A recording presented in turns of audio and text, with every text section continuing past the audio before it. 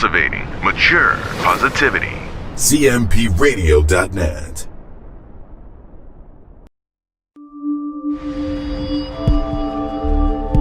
CMPRadio.net. It's the station.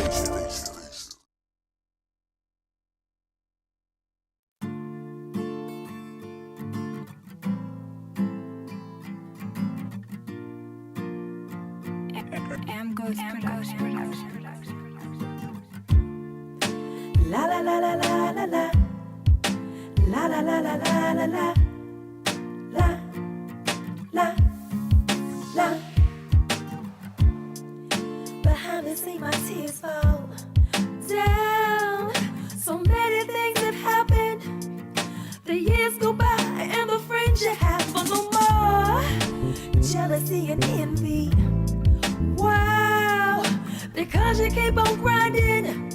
People wanna see you fail, and although you fall, just move on. Crabs in a barrel, want what you have, try to pull you down. Don't wanna work, just wanna take. They also hate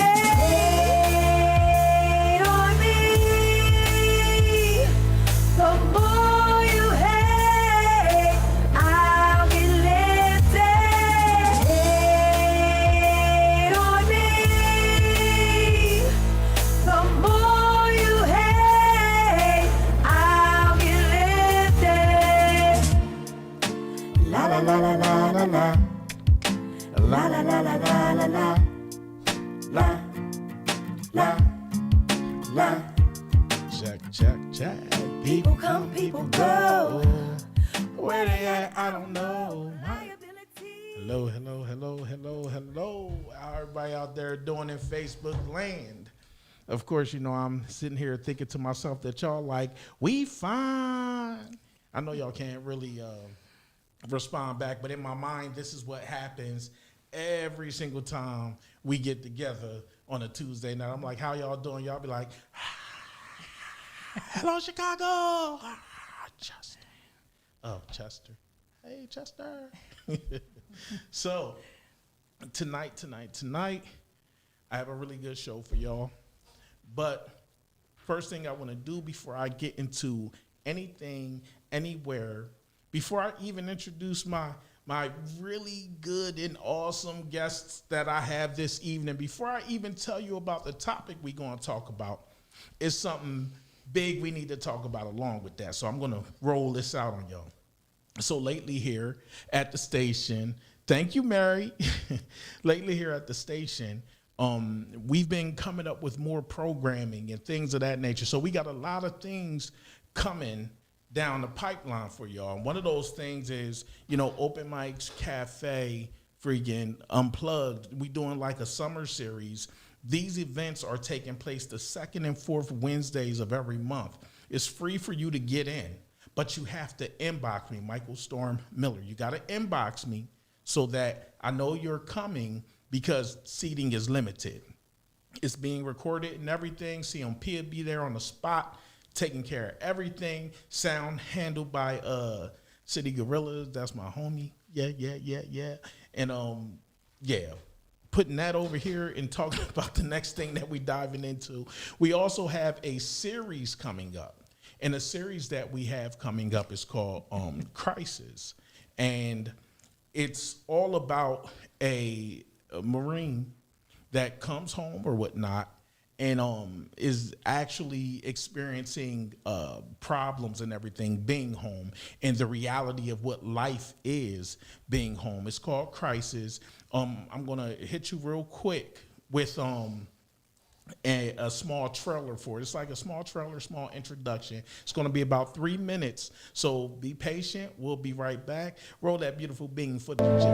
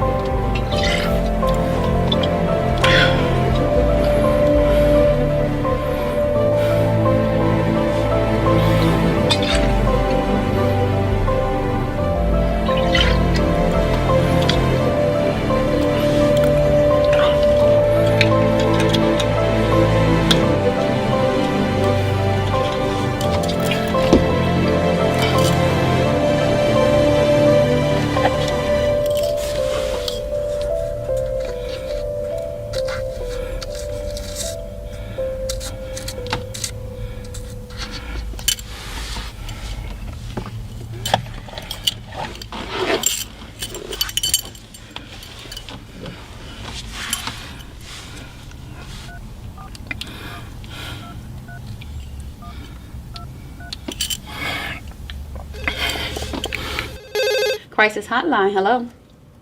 I just can't do this anymore.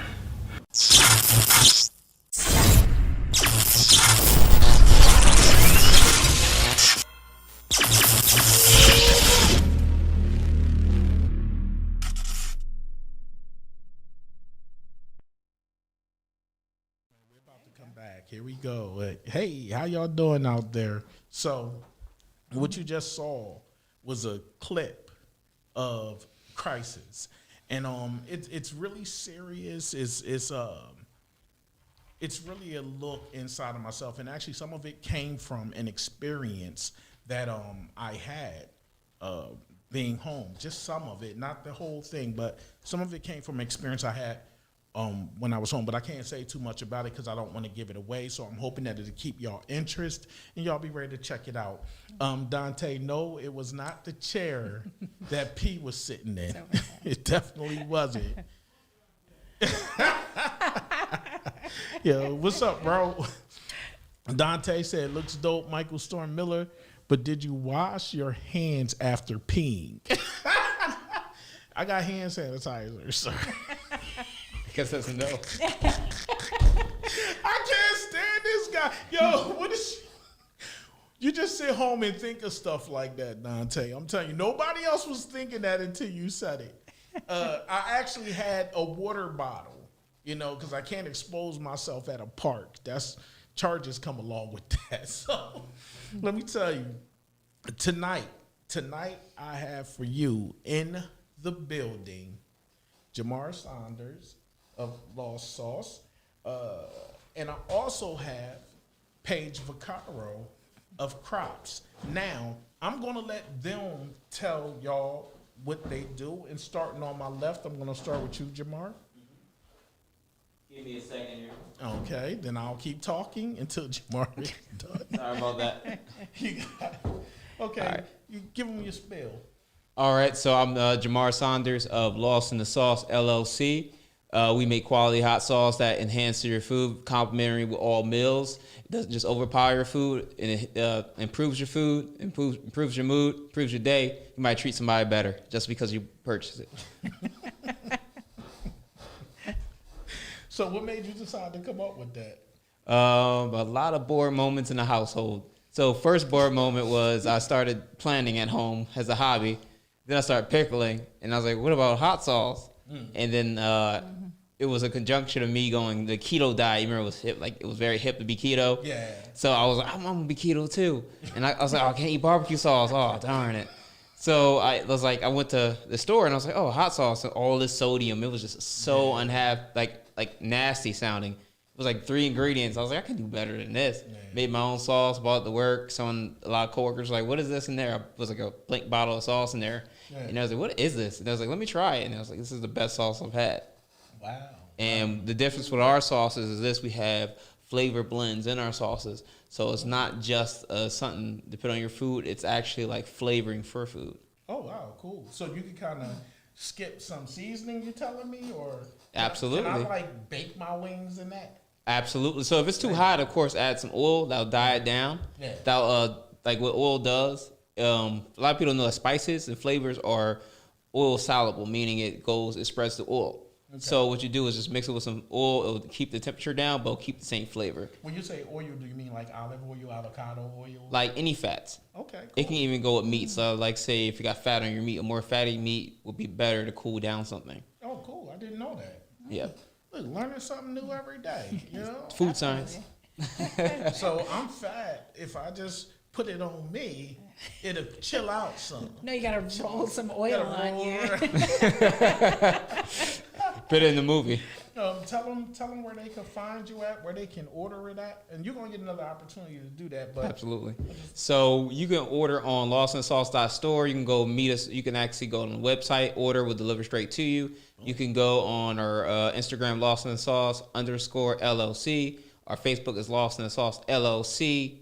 We're at Cowtown every Saturday from 8 to like 4 p.m. Catch us there. Okay, so it's Lost in Sauce. Is that I-N? Lost in the Sauce. In the Sauce, cool. Is that I-N, the sauce? I-N. Mm-hmm. Okay, cool. Because, nowadays I have to ask people. It got to be hip. Yeah. A lot of might people just be like in. Lost in the DA sauce. I've seen that. I'm just like, I can't do it. Yeah. So, over to my right, we have Paige Mccarl. So tell them about yourself. Tell them about Crops. All right, thank you. So I'm from New York originally, but I live out by Atlantic City now. I'm the founder and director of programs for a nonprofit organization called Crops, which stands for Communities Revolutionizing Open Public Spaces. And what we do, we basically have three arms to our programs. We do farmers markets, which is why I was really excited to meet you today, because we could definitely hook that up. We're in 3 different locations, and we'll be in 4 starting in the fall. What else do I want to say? Oh, we also do community gardens. We grow food. We teach people how to grow food. We do food rescue. So like when farmers have extra, or at the farmers market they have extra vegetables, we take them and redistribute them in Atlantic City because it is a food desert and people don't have access to fresh food. We're passionate about food equity. Our markets all accept SNAP. Do they have SNAP out here? Is it the same name? Yeah. Okay, yeah. So, yeah, we wanted to make farmers markets for everybody. So they're not just in the tourist towns. They're, in other neighborhoods as well. Quick question. What's a food desert? Well, actually the term has been contested now because people will say, what am I out here in the dry, streets, I can't find anything to eat. Well, yeah, there's food, but it's actually a federally designated term, which means how far it is to get to a full service supermarket. So you might have a bodega, you might have a corner store, but can you really get all the ingredients of a healthy meal close to your house? It's easy to access. It's kind of like this city here, Chester. We do not have a grocery market. There is no grocery market in Chester at all. We have the little shops, the little mom and pops, but there is not a major grocery store here. We have to go outside the city to go to the supermarket. But how many pizza shops do you have? How many chicken places? How many Chinese food? All of that. And then we wonder why, especially the Black community suffer so much from obesity. It's you feel like it's all your fault. It's it's my bad genes or whatever. But meanwhile, you look outside and your environment is set up that way. Yeah, no doubt. Wow, that's deep.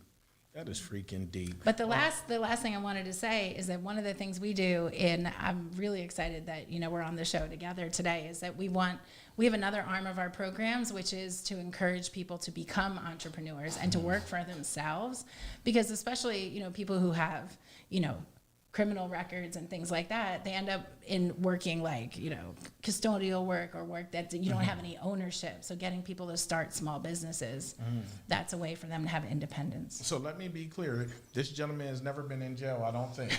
Nope. Because the way you said it was especially, I'm glad you're here. People that are in jail, they're oh, wait, oh. I have never parenthetical. I have never been in jail. So tell people where they can find you. Right here. No, I'm just kidding. We are, the best place to find us is probably Instagram. We're on Crops NJ. We're also Crops_markets. We're also on Facebook. We're on Twitter. Crops NJ, good place to find us. Yeah. Cool beans. And one more thing that I want to know, honestly, what people that are outside of that community, can they come into Atlantic City if they needed to pick up something, or is it just for that area? That's a great question. One of the things that we are passionate about is our gardens are fenceless, so people can come anytime they want. And they can literally just pick what they want? Yeah. And sometimes they pick things that are not ready. I mean, it has its own challenges. Some people, hold up shop and live in the garden, but, it is. It's, there's, I remember hearing on a podcast someone say, well, there's enough fences. Why do we have to put fences around something beautiful? It really is for everybody. Well, I think people like fences because it shows ownership. Well, I don't own it. Keeps out the riffraff, Well, it's like a nonprofit too. You don't own that. My board can vote me off anytime they want. Even though I'm the founder, I can cry and be like, I can't take my ball and go home. Yeah. Well, shit. I think a lot of people do that sometimes. Just take their ball and go home. Sometimes I want to. Well, tonight's topic is, can people change in relationships? Can people change? And so what I typically do is toss the question out there and see what initial thoughts are. Do you think people can change in relationships? They can, but are they willing? I like that. And you gotta ask them if they're willing. You gotta ask them, hey, we all know people change. Are you willing? And how are you planning? You all gotta have growth plans. Hey, that sounds very strategic. You got to have a growth plan in there. You know what I mean? Definitely. What do you think? Yeah. I think people can change if, like, it's kind of like what he's saying, like, if they want to. But I think the problem that relationships run into is you want the person to change and they don't want to change themselves. So that's where I'm it glad gets you tripped said up. that. I'm very glad that you said that because it really brings up the point that you can't change somebody who doesn't see anything wrong with what they're doing. If they're existing and living life to the fullest, you know, and they don't see anything wrong with their behaviors, anything wrong with the way that they affect the people within that relation, the person within that relationship, then, you know, 9 times out of 10, you know, you pretty much left with what you left with. You know, personally, I feel that people very rarely change. I think in order for someone to change, they have to have an epiphany. I believe something has to happen so grand that it brings them to this realization that I can't do this anymore. I'm glad you said that because I always say you either change from inspiration or desperation. Exactly. Exactly. Well, this is the sad part. Changing from inspiration may be in a better change than from desperation, because desperation, it's like you had to do something, so you're doing it, but it's hard to keep it up because in your heart, do you really want that change? Right. And I think the other word that we could throw in here is catalyst. Like, what's the catalyst for the change? You know, like, I remember hearing a story, like, about a woman who was like, when she realized she was fed up and had to, like, leave her marriage, she was like, well, my husband was drinking all the time. And one day, like, I just had my daughter in the garage and we walked into the house and he drove through the garage door. Jesus. And then she was like, he could have killed us. That's when I knew it was over. I was like, not everybody gets a catalyst that obvious, Yeah, you know? yeah, no doubt. Yeah. No doubt. And I think for some people, sometimes it'll be the thought of someone leaving. But even then, within all of that, you can say, okay, I'm going to do better. They come back, you back in your comfort zone, and you're actually creating a pattern now. Yeah. You're creating a That was the pattern word. that I can get fed up and tell you to go, and in your mind, you can tell me to go, but you're just going to take me back. All I have to do is say these words. Let me hit some of these comments real quick. So, geez. I know Let's it's a see. lot. So, okay, got you. Hey, Stephanie, how you doing? Thank you very much. I appreciate that. That was it. Thank you, Mary. Hey, Christina, how you doing? What's good, Rashida? Christina said yes if they want to. Dante said people can change in relationships, but the other person has to allow them to change. Oh, we're going to stop right there and stick a pin in it for a minute. The other person has to allow them to change. So what would be, like, honestly, what's a barrier Time. that someone can put in place to, time. Yeah. Time is pretty good. Maybe they don't give them time enough to change. But how much time do you give somebody? I got something to say about this. So I recently got out of a long relationship my whole adulthood. So one big thing is this with change. I know for me is like you gotta want to change, but like is the change them changing? Is it for them? And like you can be selfish, right? And you're changing your head, your image of what you want them to be is not the image they want to be. So you could be asking for a person, like, are you okay with them growing into the person they want to be? But you still love them. That they are. Or they are and who they want to be. And you know what I mean? Like, all right, so let's say, hey, you're scared, you're timid, but you want to be brave, you want to be strong. And that's how you want to be in your life. But is that person, your spouse, are they okay with that? Maybe they're like, oh, yeah, I could take advantage of him because he's not those things. Are they okay with you challenging them with your growth for you to live a fulfilling life, not just their partner, but individual?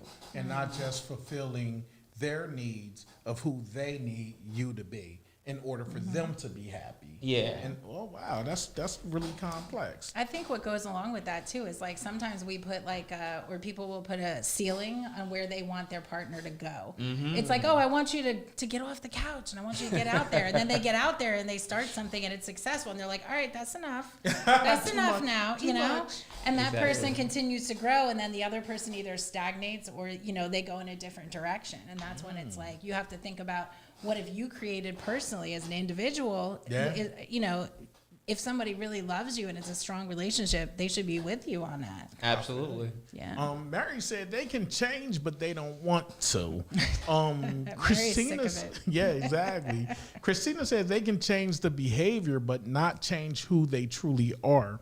We have to change because we want to, because we want that person so bad. However, if they are not willing, it will only be short-lived. I think that it will be short-lived anyway, because if it's not who you are, then you're acting. And how long can you act? Yeah, that's not change. That's It's performance. not exactly. It's appeasement for the moment. It's appeasement. Well, let me stop you from bitching. What you say you want me to do? Take out the trash? I got you. You know. So you're gonna do that for a week or two, and then Like get comfortable. you get comfortable. Yeah, you're complacent anyway. You know, Rose said change will not stick unless the person wants to change for themselves. I agree. Once again, it goes back to you can't change somebody who doesn't see anything wrong with what they're doing. They're going to sit there to themselves and think like they want all of this out of me. So first off, let me tell you something that people love to do. People love to justify. People love to justify whatever it is that they're doing. It's a comfort space. It's like, well, I'm not doing nothing wrong. I'm not doing nothing wrong because of this. And because of that, so many people fail to accept responsibility for who they are, what they do, and the damage that they cause because of it. Because let me tell you something. You can't be the victim and assailant at the same time. You can't. You can't be in charge and not have any responsibility at the same time. Everybody wants to put forward their best foot. And I guess it has something to do with the id, ego, and super ego. And I really, truly believe that. See, we view ourselves in a certain light. This is how we see ourselves. You know what I mean? When someone challenges what we see about ourselves or what we think we are or who we think we are, we have to run into this mode of protection now. Now you got to pick up your sword and shield. I'm ready to fight and defend me being this good person. That's what it boiled down to. I have to literally say, well, that happened because of this. And if this never happened, then I would have been there. I would have saved the day. But let's take them shoes off and put these shoes on. Put the shoes on of the person that was waiting. Put yourself in that position. Empathy. Yes.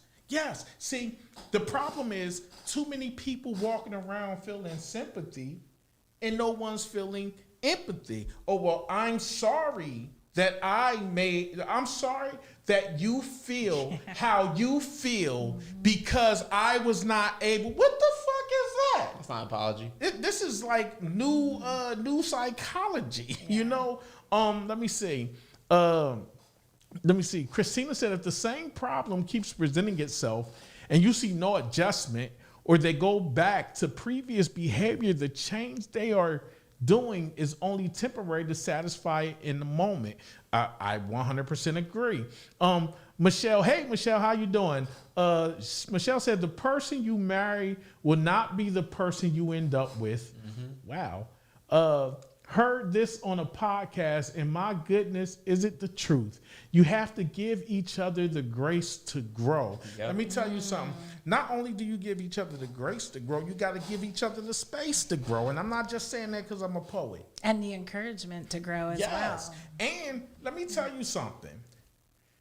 One thing I've learned about love in life is you have to love people enough to allow them to be whoever it is they're going to be, even if sometimes that means you won't be by their side. Honestly, sometimes it's so many things that we hear in life. Like, you know how people say, well, if you love something, let it go. If it doesn't come back, hunt it down and shoot it. Nah, if it doesn't come back, it was never yours. That's what they say.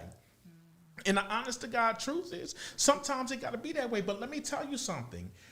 I think first off, I'm going to say, I think we as African Americans, I think we're afraid of letting things go. We're afraid of letting things go, letting people go. We have to own everything. We hold on to anything. If we bought this cell phone and we upgrade, I bet you everybody that's listening now has at least 2-3 cell phones in their house that they're not using, can't use, it's trash, but we won't let it go. See, we have a hard time just literally letting things go. I don't know. We also have fear that people are going to steal our information out of the trash. Like, you know. No, like, you just factory reset. Yep.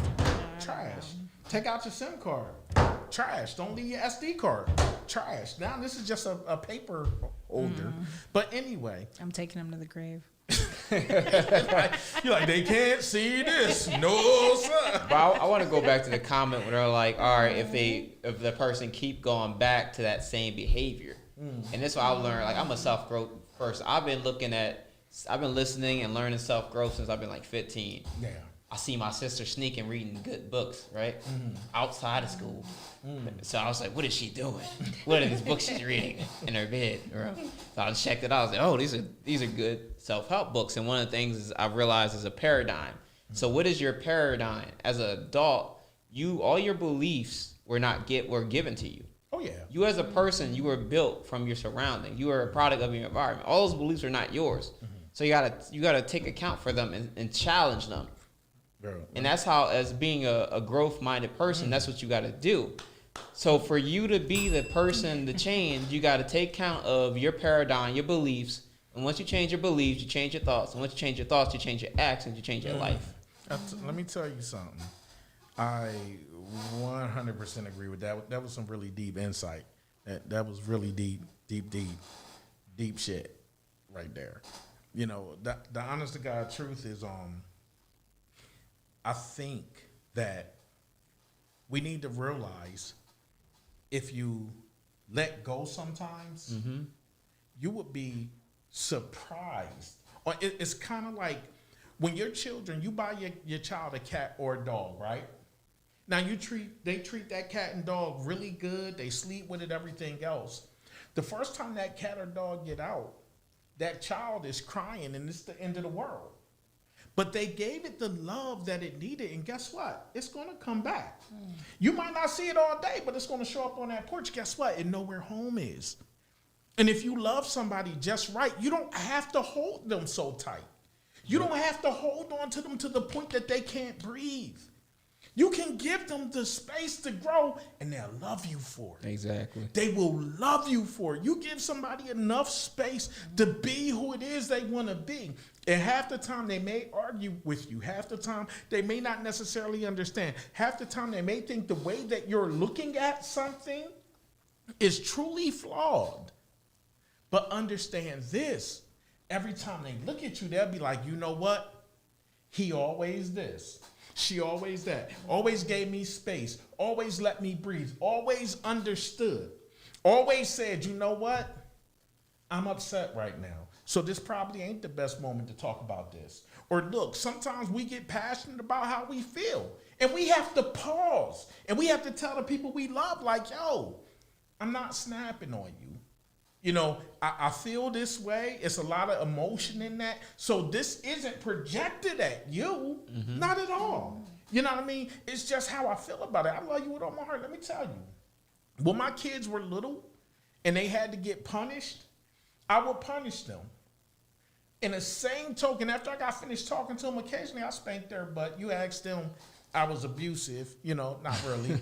But just because they got a spanking, like, oh my God, you beat us. Like, I'm like, how many? I probably beat y'all once a year, And then just saying beat, I guess. But that's what we grow up under. You get whoopings, But the whole time, anytime my kids got in trouble and I sent them to their room, I would say, look, I love you.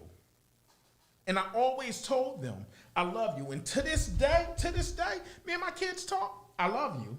We get off the room, we can talk 5 times in a day. The last thing we say to each other, I love you. And I tried to implant that in them just to let them know, just because you do something wrong, it don't mean I don't love you. It don't mean I don't care about you. You know what I mean? I may be disappointed with what happened. But guess what? And I let go and I let them grow. And guess what? They still call me, talk to me, probably way too much, tell me things I don't need to hear all the time, to tell me women's stuff that I'm like, don't you have friends that you should be talking to about this? But it's what they do. There's some good comments in here. Yeah, I'm scrolling. This is... Let me see. That's an Open Mics Cafe. Okay, I'm getting to the comments. Let's see. I caught that. It's all good. I'm not even going to help you find your spot. Christina said, I believe change should come with compromise. Also, each person has to be willing to meet halfway.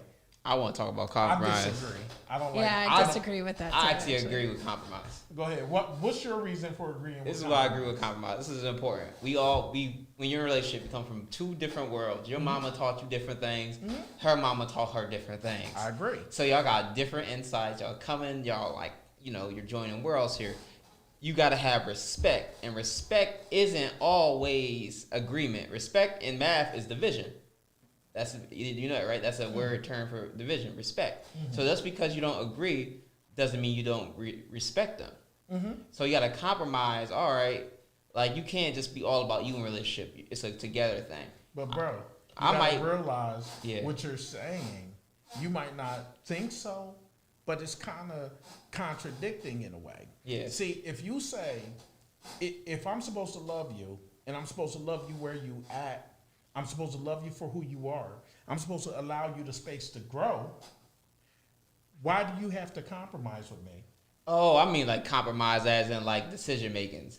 Like, okay. And I don't mean like you shouldn't compromise, not in a bad way. Who when you are, I got you. Not compromise your character and who you want to be, but like decisions. All right, like we want to go to the mall and I want to go to the game. We gotta figure something out here. We want to spend time together. If we want to spend time together, I guess it ain't gonna be today. Then you go to the mall, I'm gonna go in. Text me. But that's still compromise, to be honest. The decision made together. Yeah. But the part that I disagree with is the meeting halfway. It's not always halfway. Sometimes one partner needs you to come all the way because shit got real for them at that moment. And sometimes you have to be able to go back the other way, or sometimes you meet in the middle. Well, it's kind of like an ebb and flow, if you will. Yeah, it's for like sure. sometimes I gotta have a little bit more patience for you, and sometimes you gotta have a little bit more patience for me. But you run into like I don't know. I've run Like into tearing problems like that where like sink? you do something all the time, but then the other like circumstances in your life come in and they're like, why aren't you still doing that? And it's like, no, I need you to step up right now because there's other stuff happening. So let's see. Michelle said, and hopefully you both grow in the direction that is favorable for both parties. That's a good point because growth is not always a positive thing. Yeah. Like. Well, growth doesn't always mean, let me tell you something. You can outgrow somebody. It don't mean you don't love them, but you could outgrow them. You got to realize we're human beings. And as human beings, we like the familiar. If you was with somebody for 10 years and you are like outgrowing them, like some people inside, they'll start to resent because they feel like they're here and you're holding on down here. Oh, my bad. You're forgetting about that. So the main thing you have to realize is it's all in how every individual views the situation itself. How they view where you both stand. You got what I'm saying? Well, I think also that goes along with society's like the way American society holds marriage up. Even though 50% plus end up in divorce, we still teach our kids like, well, you know, we get this kids grow up with this idea that like, you know, you're supposed to make it work under any circumstance possible unless they like hurt you physically or something really bad. It's some people who still say that you should stay. It's parents that will advise their child to still stay in a situation like that. And they'll point out why it's a good thing, even though it's a bad thing. And forget the fact that like marriage, when marriage was first invented, we didn't live to 80 to 100 years old. Like that's a big commitment. You ain't like planning to be around that long. If you haven't grown in 100 years, we were dying at the ripe old age of 38. That's what I mean. We're in a microwave generation too, so imagine that. You didn't even have to worry about it. You were like, we're gonna be dead soon anyway. Might as well just stick this out. I'm gonna jump over some of these comments. I'm gonna go to Mary's. Mary said, I was with someone for 6 years and he was trying to control me and my son. I gave his punk ass the boot because he wouldn't change his ways. Single to this day, and I'm happy with that. You know what? At the end of the day, the only person responsible for your happiness is you. And if you took measures to create more happy moments in your life that meant he would be subtracted from it, then you did a great job. Christina said, yep, I have cell phones from like 10 years ago. Hold on to them, babies. They might come in handy. They might come in. Right? You gotta get out of a situation. When the zombie apocalypse come, they'll come in handy. I'm finding Christina. What's good, Quaz? Quaz said, our dark light or our flaws are what we hide, but we need to acknowledge, because when we conquer our flaws, we become better versions of ourselves. Let me tell you something, Quaz. I love that. Yes. And I want to stick a pin in it. We're going to stick a pin in that right now. Let me tell you something. The sooner we realize that we're not perfect, the closer we come to becoming the best versions of ourselves. The sooner you acknowledge, I'm not on time all the time. I'm not that dependable. The sooner you acknowledge whatever it is about you, that number one, when people complain about us, like I said, we have that id, ego, and super ego. And they're always kind of sort of at war in a sense. You know what I mean? When we start realizing that maybe some of these things that people say are true. And to me personally, the way I gauge things in life sometimes, if a bunch of people say something about me, but they all don't know each other, you know, then it might be true. If everybody keeps coming to the same conclusion, it may be true. Now, that don't mean listen to everything that everybody say. No, not at all. But it means sometimes you have to do some honest introspection. Right. It doesn't mean it's going to feel good to hear that. Oh, no. But you got to pay attention to it. I got a question. What do y'all usually hear about yourselves when somebody's trying to tell you their shit? Ooh. I always hear I'm overbearing or insensitive. Yeah. I get selfish a lot. Oh, wow. Yeah. Let me see. What do I get? I get, you think you know everything. Really? I'm so surprised. I'm sure you are. I'm sure. But people have told me that you think you know everything. But let me tell y'all something. I'm not mad about that. And the reason why I'm not mad about it is because he does know everything. If you know me, you know that I always seek out knowledge. So typically, when somebody, I would say, I do believe a lot of times the way I'm saying how to do something is the right way to do it. And if that is not acknowledged by the other person's actions, then I'm feeling a certain type of way. Then I'm like, oh, well, you made your choice, do what you want. So if it goes wrong, don't come back here. So I am guilty of that. I'm guilty of that. Mary said, yes, that was deep, but on point. Qua said, we got to remember from the darkness comes the light. Michelle said, give grace, but also recognize a pattern whenever it pops up. Oh, yeah. Once the pattern is recognized, discuss, and still not fix, then you have a decision to make. And that is the hard part. Once you realize nothing is changing, once you realize somebody has literally committed to just being who they are in the way that they are, regardless to how it makes you feel. But I'm gonna put that in like a bracket over here, and I'm gonna say this. Sometimes you gotta realize your own shit too. Realize what you're asking of someone. Realize what it is that you're asking of someone, and then sit back and ask yourself, is this realistic?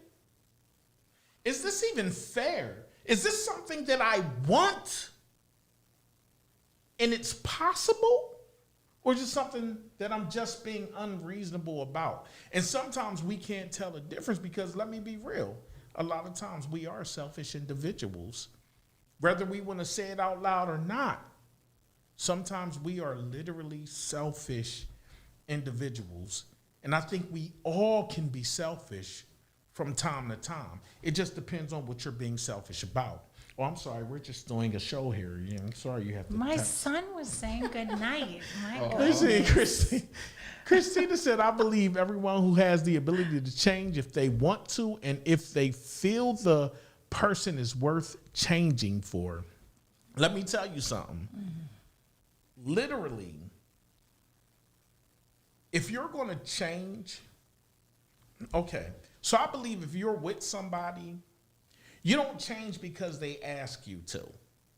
I think if you're with somebody, you change because they make you want to be a better person. Or they enlighten you to something you didn't see before, and that causes I.e. you to making you change. want to be a better person. No, sometimes you don't want to be a better person, but you're like, all right. Why would you not want to be? Why would you change? Because if you didn't people wanna are be a better stubborn. person? Some people are stubborn and they don't want to admit that they had to change. Look, he said, Jamar was like, I don't want no part of that. Yeah, I but don't you want no part of know, that. but I think I see what you're saying here though.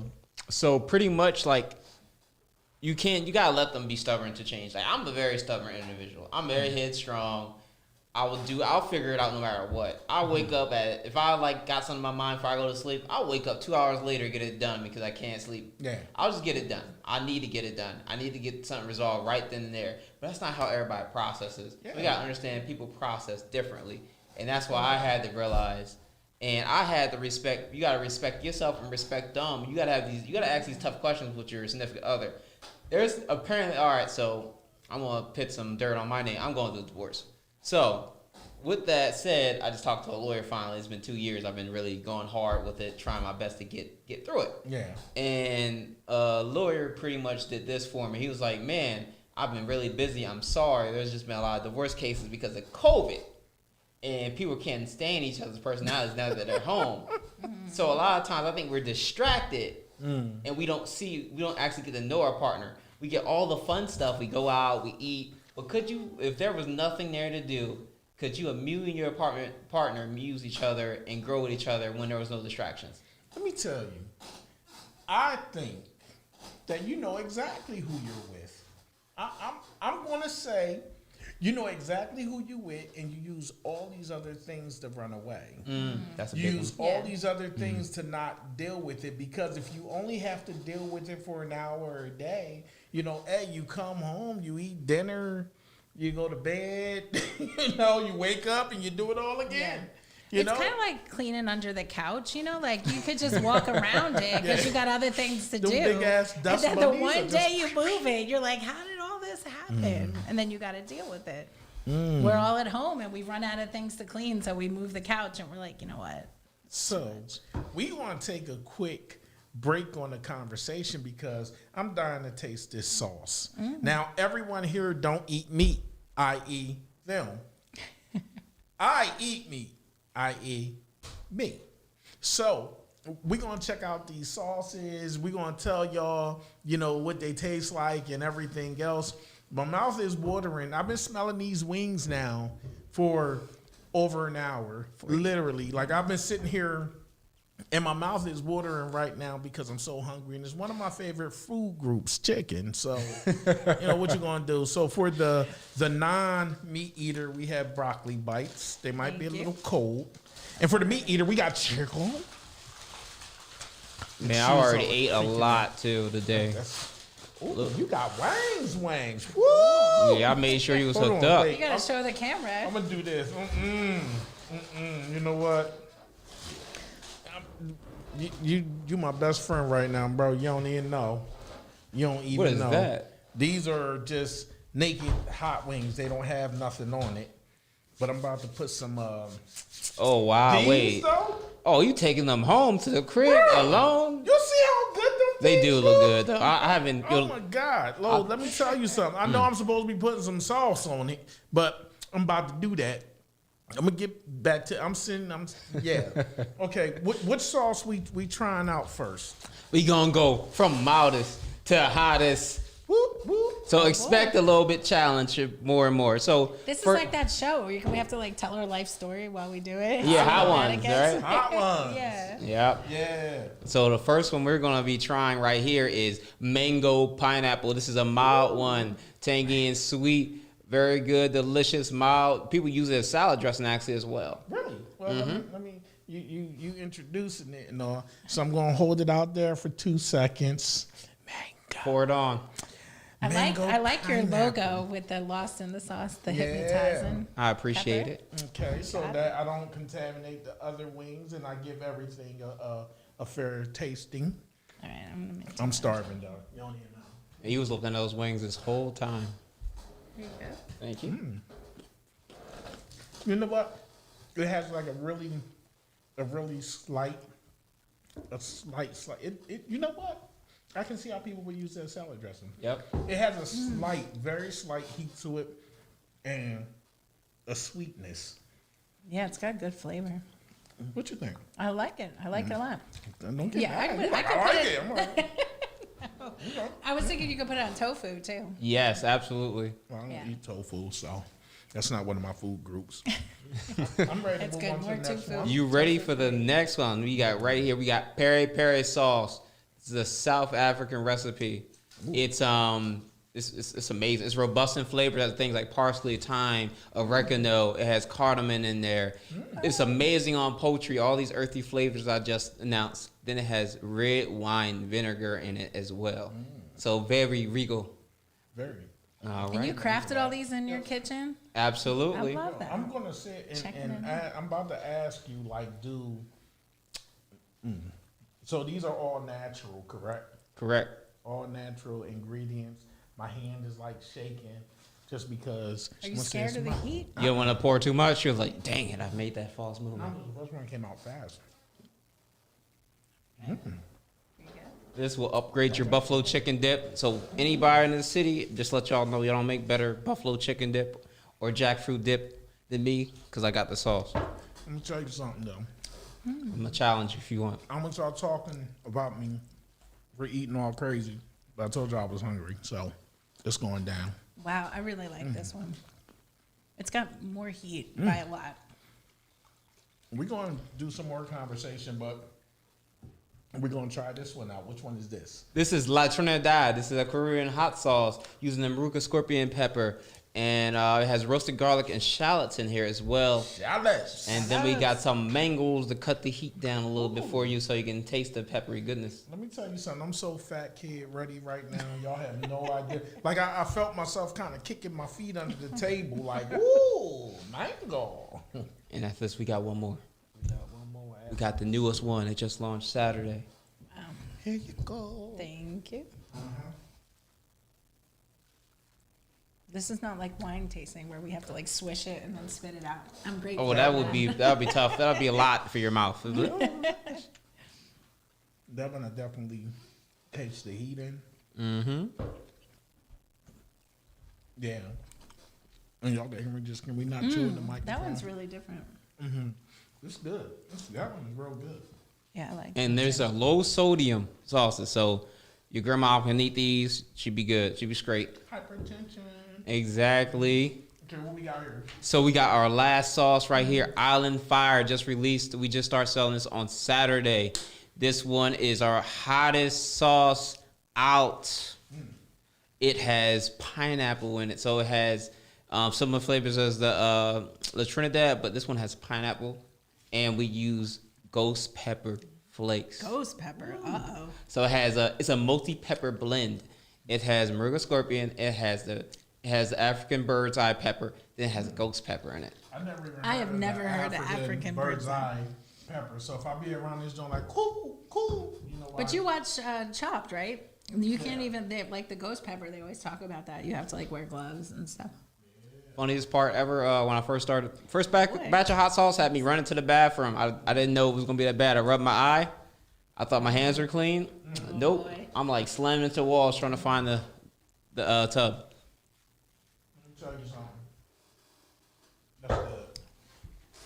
And I'm definitely going to eat some more, but this is a talk show. Not a smacking show, right? Yeah. They are delicious. Thank But you. that one is definitely spicier. Yeah, but I'm not like, I don't feel like I'm sweating or like I'm gonna die or anything, but it feels good. You know what it is? It's not like dye. You know, sometimes things are so spicy you can't taste your food. You know, Yeah. you miss the flavor They're very flavorful. of your food. Like I think all flavors, all toppings should actually complement, you know, what you're Exactly. eating. You know, and just like when you said the first one, I can taste that on salad, but I like the fact that it has such a faint like heat to it. You man. Well done. I'm just gonna keep eating. Yeah, I'm just gonna give you this other bag. Yeah. So all of us can't just go in, although we wish.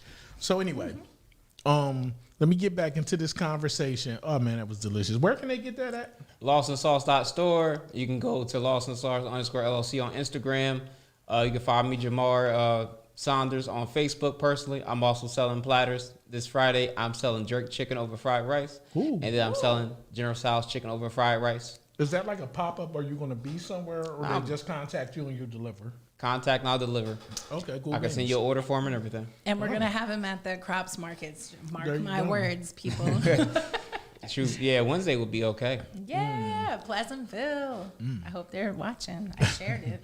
So, Quad said that's a cap. Marriage is the best way to build generation wealth and raise children. Let me tell you something.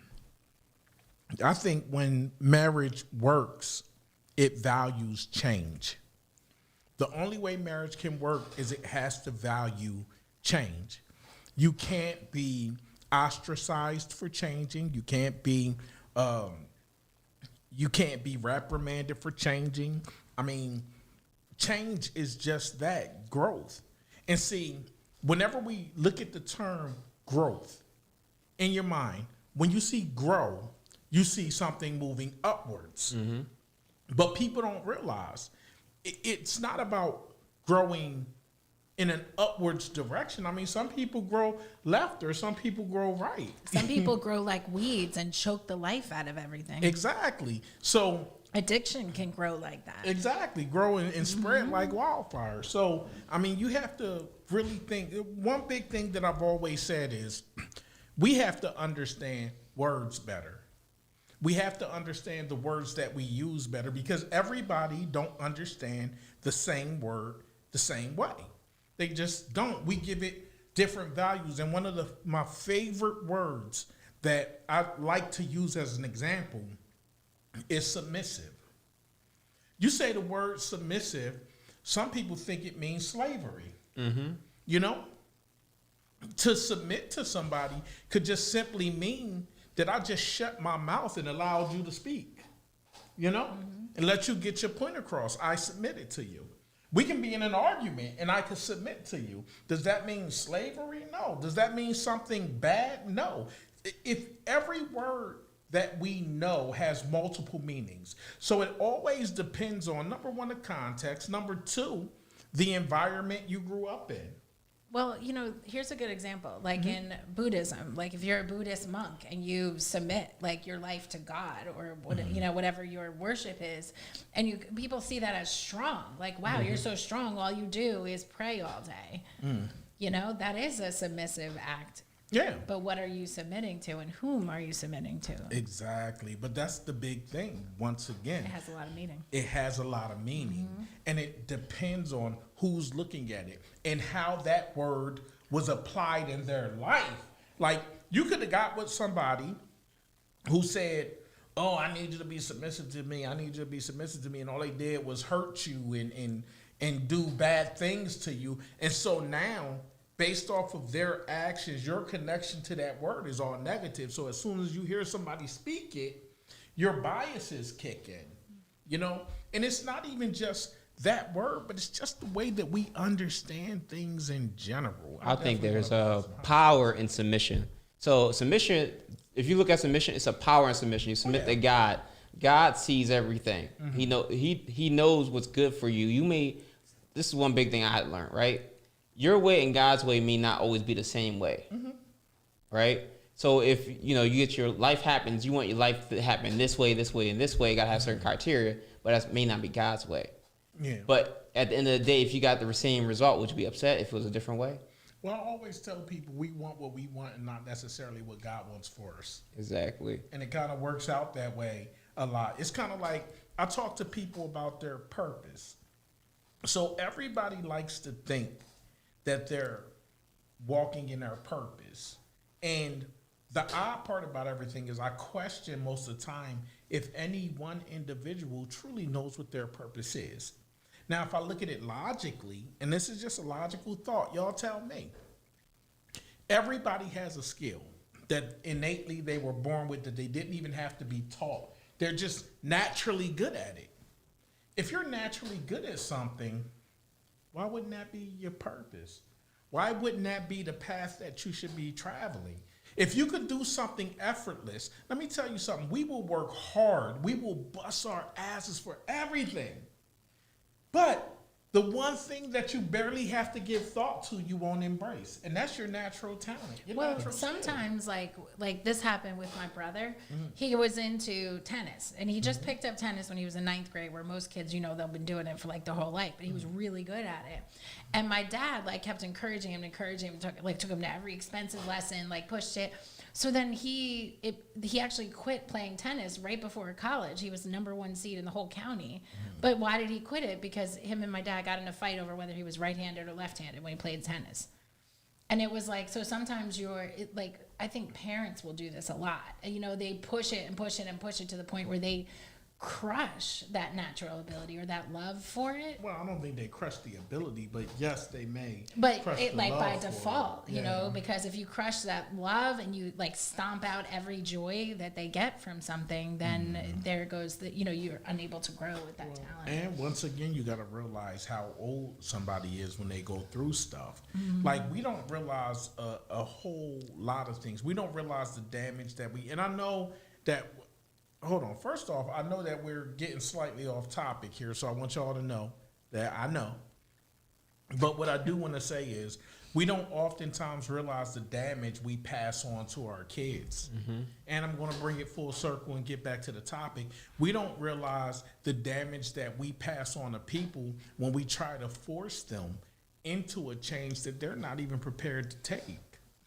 Like I said, sometimes we can hurt people more by trying to force them into a change than it would hurt for us to just get up and leave.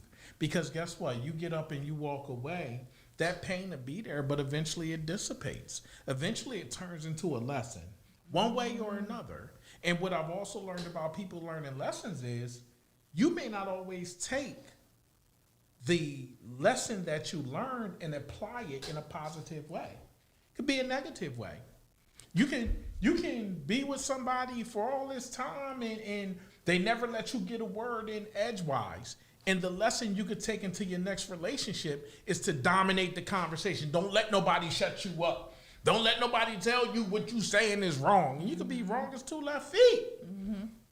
But you're going to hold on to it because that's what you learned in your prior relationship. And friends may reinforce that belief system because they love and care about you. So they're going to say, girl, don't let him, or yo, bro, let me tell you.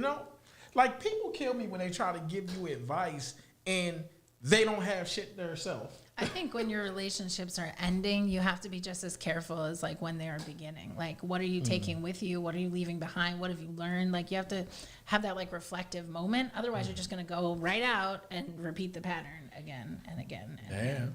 That's when superstition kicks in and you walk backwards out of the room saying, I bring nothing, I leave nothing. I take nothing, I leave nothing. You get some sage. Yeah, you got to burn some sage, get it out of there. But I do think that I do think change is possible, but we make it more complicated than what it has to be. And oftentimes we want people to change. We do want them to change the way we want them to change, or, well, this is what I would do if I were you. But guess what? You're not. Exactly. You're not. If you was them, you would do the same thing they're doing. Yeah. Because you would be thinking like them. And how many of us give advice and don't take the same advice we gave? Exactly. So I've never done that. Oh, No, nobody. I'm just kidding. We all do it. Yeah, all the time. We sound great when we're telling somebody Yeah. else how to live their life. You have somebody sitting up here like, I know that's right, I took my own advice and it worked out one time. One time. Just once. You might want to try that again. Yeah, I was going to try this again. Let me tell you something. The whole thing is, it's easy to give advice when you're not attached to the problem. You're not attached to the situation.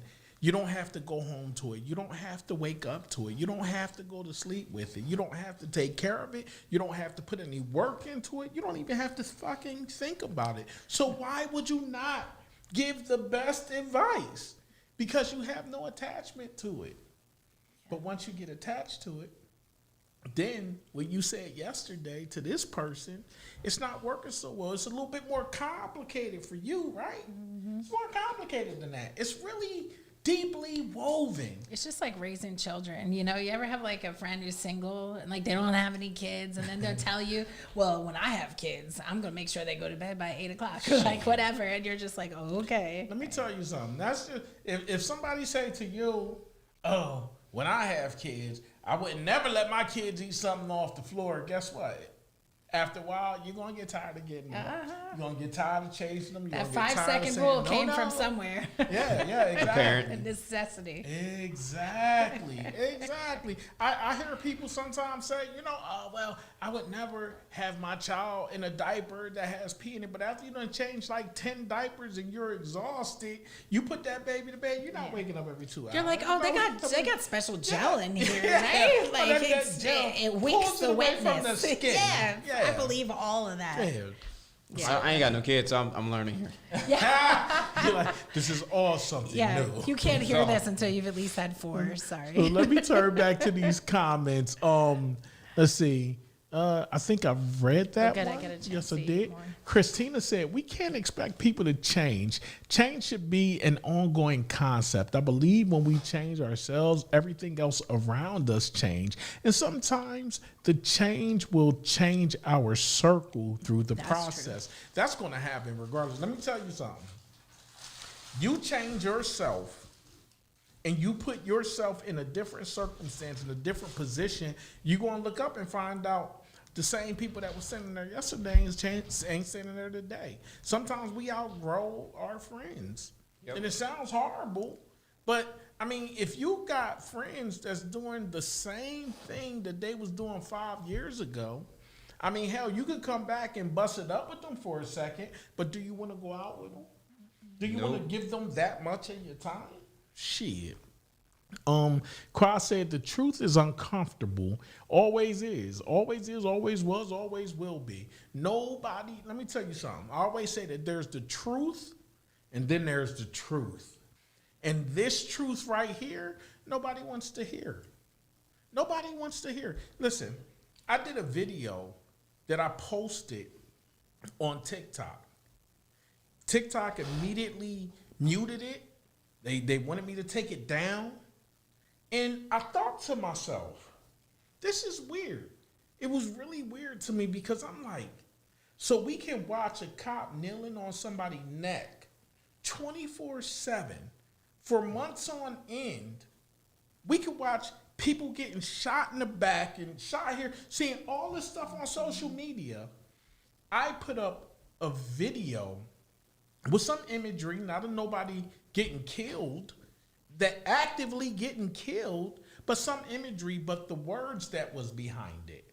And you mute me for that because I said something, you know? And it's so weird because the poem that I had up there was I'm doing videos to my poems now, and I'm editing, and it was pretty much a poem. So this is off the subject, of course. My brother got murdered back in '97. You know, he was in his 20s. He got shot in the chest. He freaking down on 3rd Street at the Ward Grill, which is no longer in existence. I think it's a church now, or a makeshift church. I'm not sure, but my brother got killed there. You know, and I did a poem. And I think, at first I thought it was because I said the word nigga in there. And I said, maybe this is why they did it, because I said nigga. But then I saw this trend of people doing a skit from Life with Eddie Murphy and Martin Lawrence. And I was like, Ray, what's the plan, Ray? He said, I ain't got no plan, nigga. You know, and they was doing this. So I'm like, well, I'm hearing the word, so it couldn't have been that. And it wasn't that bad. It was simply, how do you sleep at night? Knowing you took the life of another man, judge, jury, and executioner, all with the movement of just one hand, and bam, he's gone. Now I sit here with these slow songs. Lord, please give me the strength to hold on. Sometimes I wonder even if you realize what you did was wrong. You know, the whole thing, well, that was some of the poem. But I'm like, going into it, you can hear that you can only do 60 fucking seconds. Mm-hmm. And that was probably like a good 20 seconds. And I think nigga came out once. But once again, I heard that it was this push to stop black people from saying certain things on the internet, or at least on that platform. Mm-hmm. And what I realized was, I think it's true. I think it's true. I don't know if do you have a TikTok? I do. Do you have a TikTok? I do. Do you ever look at it? Now, it's several people who said that they are banned from like posting stuff or creating content. They're not banned from TikTok, but they can't create content. And I'm like, well, why would that be? I see so many people. I just got banned from Facebook for 24 hours. What did you do? I don't know if I can disclose that. No, I'm just kidding.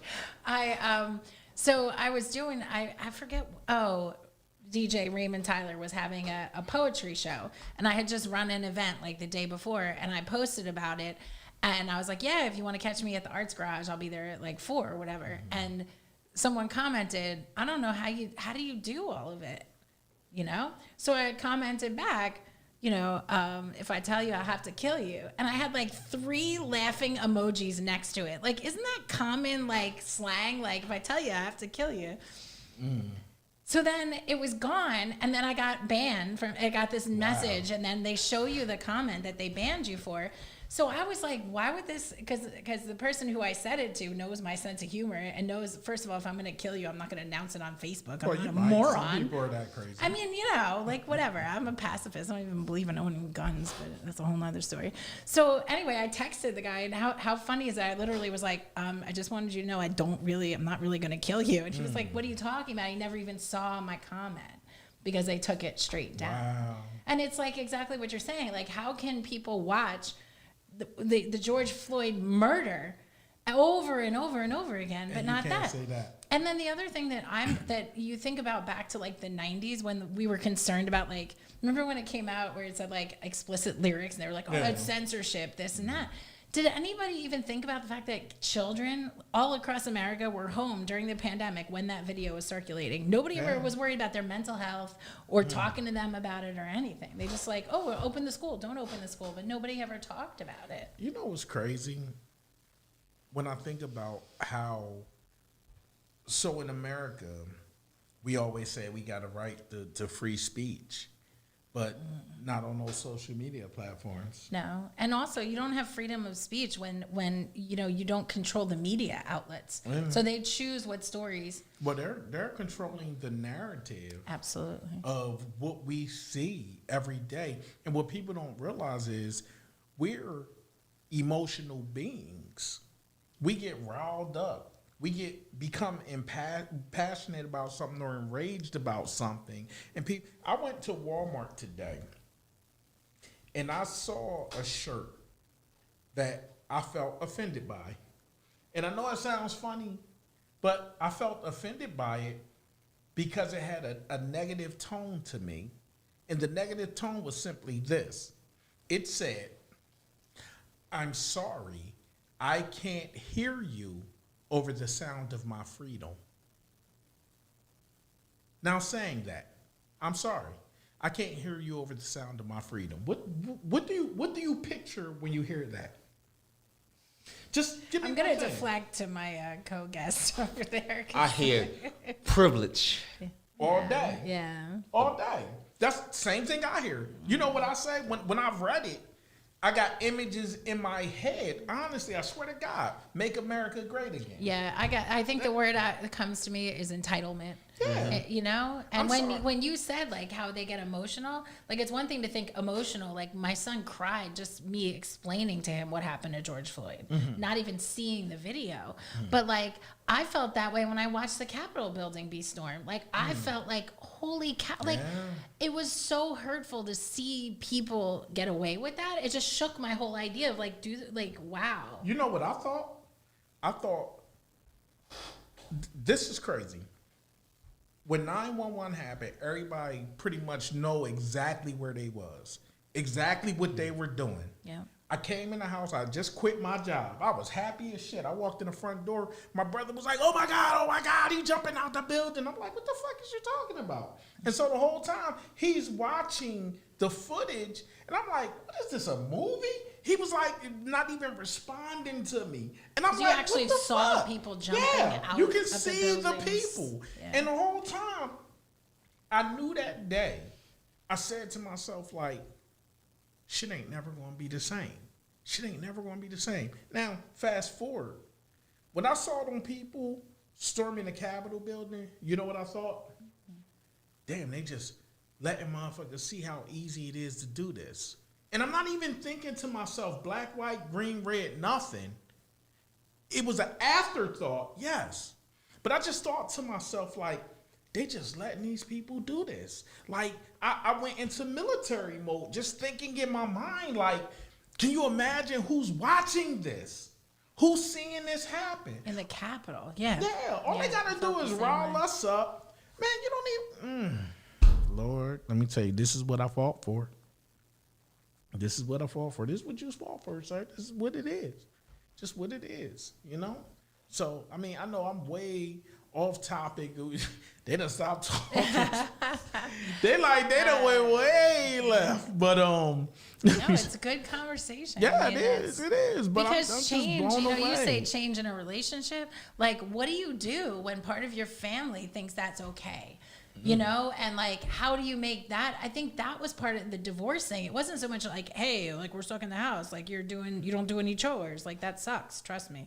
But like, I think part of it was the politics. Yeah. It's like if you're not upset and you don't have any emotional response, and like your wife is black, your kids are black, or like your parents or your uncle talks like this, and you allow that to happen in front of our children, whatever color they are, that's a problem. It sounds like it got real personal. No, well, that's why I made it grand, like a little wider. Like, it doesn't matter what color you are, but like, you know, there are plenty of white people out there that saw what happened during the Black Lives Matter. Like, everything, they're out there protesting, but how do you not have a response? So I think there are certain things that are like deal breakers in relationships. I think too. people already got responses, and their response is all lives matter. No response is still a response. Yes. Yeah. I agree. Well, I agree. Some people say, you know, inactivity, like not choosing a side, is literally inherently choosing a side, you know. I also want to go back to this comment here. I didn't change. I evolved. I think that's Hey, really, Jennifer. Yeah, I think that's cool. Thinking about that language. I didn't change. I evolved. Me and my sister was talking about this week, this morning. Everybody was like, so everybody's like, oh, you really deep. You woke. I don't think of myself as woke. And they were, Oh, we were just talking about I don't think about myself as woke at all. Yeah. I'm just like, I'm just aware. And I guess it was like, all right, let's put evolved on it. And I was like, all right, I guess I can accept that. So what my sister was trying to say is, look, you see life different because now you're a critical thinker, and that's how I look at it. Yes. You can like depict things. Like for me, it's not as simple as right or wrong. For Jamar, it's no simple as right or wrong. It's no simple as appropriate or inappropriate. You know what I mean? It's more so like what you allow. It's more so opposition. Your beliefs may conflict with my beliefs, and that's why we're arguing. Nations' belief, or in the Marines, what they teach us. A person's hero is someone else's terrorist. Yep. Another person's war hero is someone else's terrorist. We're not liked over there, and we're looked at as terrorists. Yeah. But over here, we're heroes. It depends on your beliefs. It depends on your perspective. Let me tell you something that's really, really honestly crazy is it's so true. Perspective is everything.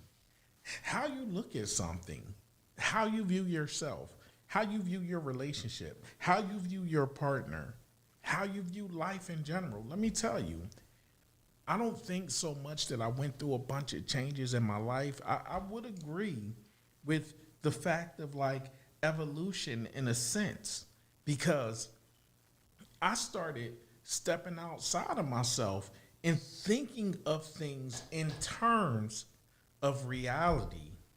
What's the reality? And most of the time that I get into disagreements with people, it's because I'm pushing reality and they're pushing feelings. It's okay to have feelings. It's okay to be upset about something. But fucking let's be real. Let's be fucking real. At the end of the day, yes, okay. Obama was president. And I know y'all like, what? Obama was president. And everybody always say how much Obama has done. Let me be real. Obama did a whole lot. And let me tell you, I'm happy we had a black president, and I believe the imagery of that allows children to believe that they can be anything, because that's the highest office in the land and is looked at as the most powerful person on the planet, to be president of America.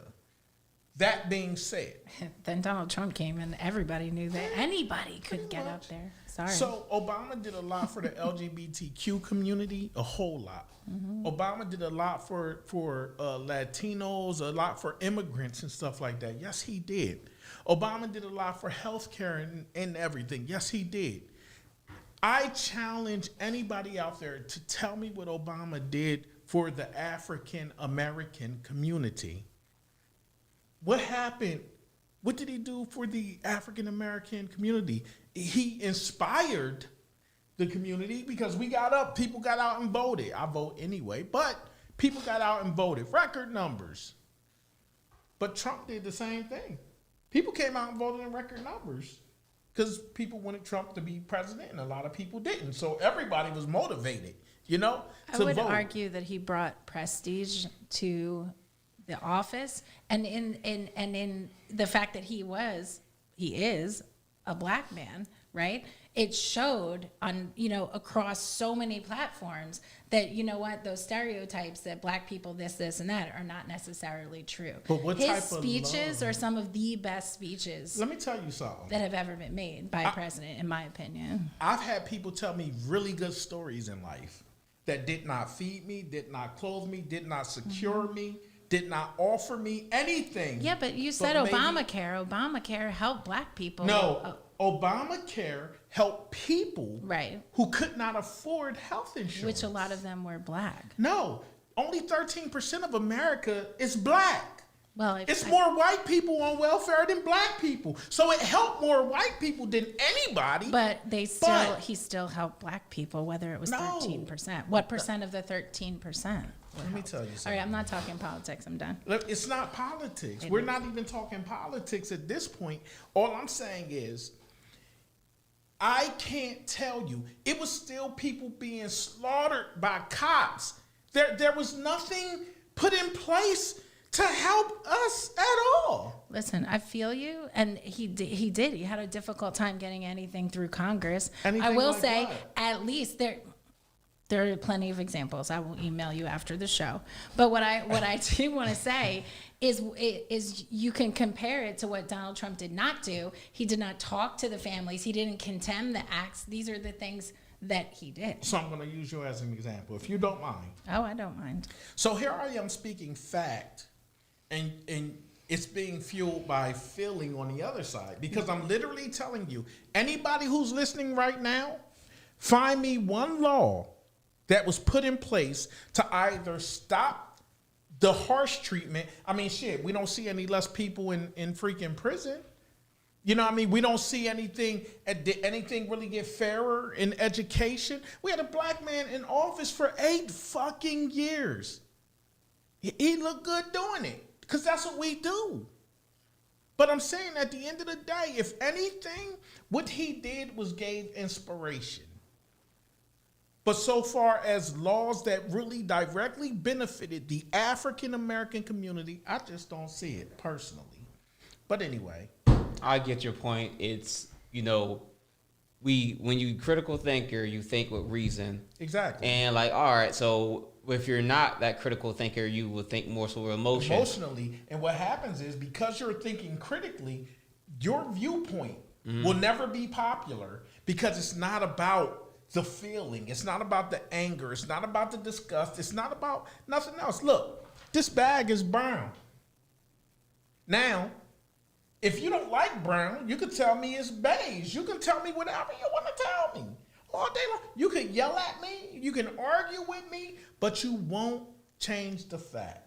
That's true. I remember one thing I had to learn is this. All right, so it's your reaction that you chose. All right, so there's facts and there's feelings, right? Mm-hmm. All right, so you got a flat. All right, so let's say, all right, something bad happened, right? Mm-hmm. It was my choice to say that it was bad what happened. Mm-hmm. It was something just happened. Mm-hmm. It doesn't mean it's bad that it happened. Mm-hmm. Something just happened. What makes it bad is what I decided it to be. That's the power in decision. Like, all right, so like a relationship doesn't work out. Is that a bad thing or a good thing? You decide. So, CMPradio.net said he couldn't do anything because the Republicans shut down everything he was trying to do in office. I did say that. Okay, here you go. Expanding access to federal contracting of minority-owned businesses, protecting families from financial abuses, hidden fees, and deceptive loan practices. That covers everybody. No. And when you say minorities, I said literally the black community, the African American. So if we are the most underserved people in this country, what was put out to protect us? And as far as we're going to go with, he couldn't do anything because the Republicans shut down everything he was trying to do. Let me tell you something. A lot of things he tried to do was blocked. But then look at the things that he tried to do and tell me that those things he tried to do was for the black community. So I want to make 2 points. The first one is I found a very specific one for you, expanding access to federal contracting for minority-owned businesses. What I see as a fallacy in reasoning is that just because it helps someone beyond the black community does not mean he did not. I feel like it's a subsection of who is helped. But the reality is that the black community suffers from poverty, right? And the things that go along with poverty. So yes, there are more white people who are poor than black people because of simple population. But that doesn't mean it. So in my farmer's market, if I help 5% of, only 5% of the people there are black, but those people get an opportunity to use their SNAP benefits where they weren't able to use it before, it doesn't mean I've done nothing for black people, simply because the vast majority are white. Okay. That's my point. So let me show the fallacy in that reasoning. Sure. Black people are affected by things such as gerrymandering, such as redlining, such as unfair sentencing. So black people are affected by so many things, right? Mm-hmm. So, okay, black people get a couple of federal contracts, right? Okay, my question is, how did that really help level the playing field. It didn't even help level the law. The things that truly affect us on a daily basis. I mean, I get what you're saying. I get what you're saying. But what I'm going to ask you to do is, just for 1 second, think about this. As an African, today, on my way here, I saw a fight break out. Right hand of God. Fight breaks out. These kids are fighting in the middle of the road. And cars pull over. Adults are getting out of their cars and everything else. And you can see how bad people wanted to help. And we're walking up, and it was boys fighting a girl. The girl was handing them their ass, though. I do want to put that out there. She was handing them their ass. But let me tell you something. We all kind of approached cautiously. I pulled out my phone. I got ready to call the police. I stopped. Why did I stop? Because all I could think to myself is, I'm going to call these policemen here and they're going to fucking kill one of these kids. So when I say, what did Obama do? That's speaking fact. I'm talking about reality. What really changed in our communities when we had a black president for 8 years? Yes, okay. I don't want to nitpick. Okay, universal health care. We're talking about the haves and the have-nots. But see, you got to realize we're divided in so many ways as it is. From religion to whether you're American or not, to whether you're a woman, a man, whether you're gay, straight, whether you're queer, whether you're... Let me tell you something. We're divided in so many ways. But the one way that we are divided as African Americans mainly is by the laws that are put in place that keep us getting crumbs. The laws that are put in place that keep us from raising up. The unfair lending practices and everything. And I would love to see some paperwork flying somewhere that's showing how, thousands of African Americans, are given entry to buy homes and things like that. So it's so many. I got a true story that occurred when I was in my youth. So one big thing, me and my friend Brian was in youth court, right? Mm-hmm. So one thing we talked about was the school prison pipeline. Me and him went to the Senate and the House of Representatives of Harrisburg, and we talked about the school prison pipeline. And what these judges were doing was this. They were selling kids to private prisons. So we spoke about that, and they got the judges eventually. But that's a big thing, too. Petty crimes that are just unfair. Yeah. But it's these little things, like those big things, those things that I can be a youth. I can go to the store. I could mess up a little bit. And then they be done forever. Ever, like forever. 20 years, 10 years. But this is the problem. Like I just said. It's amazing. These are the major things that are destroying our community. Yes, black people affect black people also, I know. But you know what the problem is? Why is that statement true? We need to protect if you're black set people. Up in a situation, man, it's so cyclic. And it's so crazy because, okay, now, stepping away from reality, and I'm going to get emotional. This is the emotional aspect of this. I am so tired of everybody saying how we need to pull people up, and then we talk about how black people do this to black people when we don't look at the whole picture. We don't look at the whole picture. We just don't. You know why black people do these things to black people? Look where we are at.